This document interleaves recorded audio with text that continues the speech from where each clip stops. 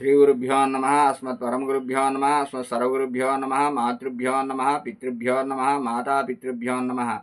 श्रीमते नारायणाय नमः।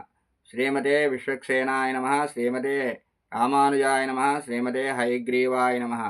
कैलहरीं असकलहरीं सकलहरीं श्रीमात्रे नमः। ज्ञानानन्दमयं देवं निर्मलस्फटिकाकृतिम् आधारं सर्वविद्यानां हयग्रीवम् उपास्महे। నిన్నటి వరకు కూడా మనం 90 శ్లోకాలు చెప్పుకున్నాము. ఈరోజు 91వ శ్లోకంలో చెప్పుకోబోతున్నాం. ఈ శ్లోకంలో అమ్మవారి తాలూకా కాళేందల రవలిని ఆదిశంకరాచార్యులు గారు వర్ణించారు.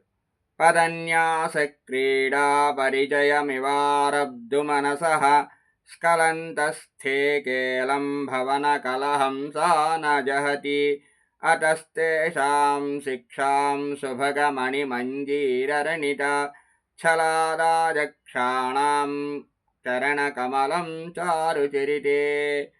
పదన్యాస క్రీడా పరిచయం ఇవ ఆరబ్ధు మనసః స్ఖలంతః తే ఖేలం భవన కలహంసా న జహతి అతః తేషాం శిక్షాం శుభగమణిమంజీరరణిత ఛలాత్ ఆచక్షాణం చరణకమలం చారుచరితే.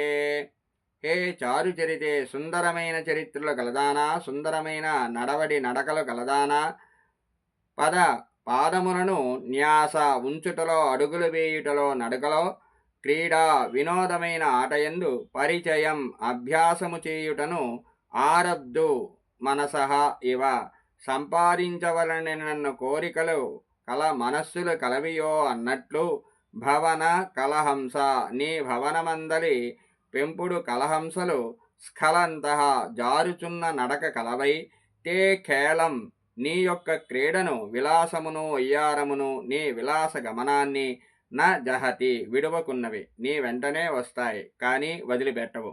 అతః ఈ కారణము వల్లనే చరణకమలం నీ పాదపద్మము శుభగా సుందరమైన చూడముచ్చట గొలుపునట్టివియు, మణుల కూర్చిన మంజీర అందుల యొక్క రణిత ధ్వని అనే చలాత్ నెపము వలన మిష వల్ల, తేషాం ఆ నీ భవన కలహంసలకు, శిక్షాం గమన శిక్షణను, ఆచక్షాణం ఇవ ఉపదేశిస్తున్నది వలె ఉన్నది.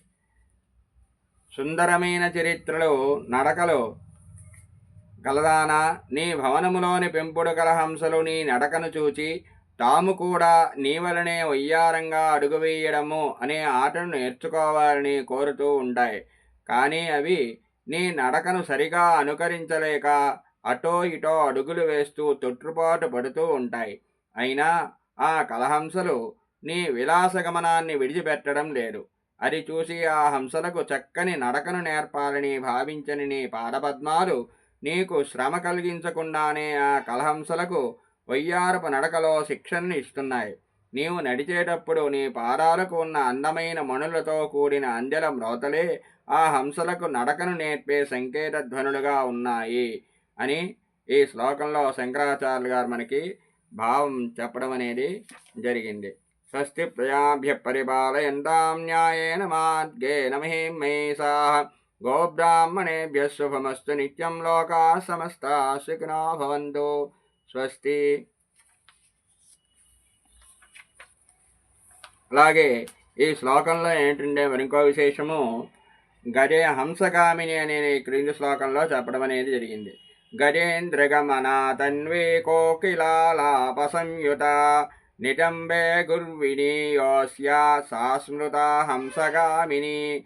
కోకిల వలె కంఠధ్వని, మదపుటేనుగు వలె నడక, లావుగా ఉన్న కటి ప్రదేశము కల యువతని హంసగామిని అంటారు.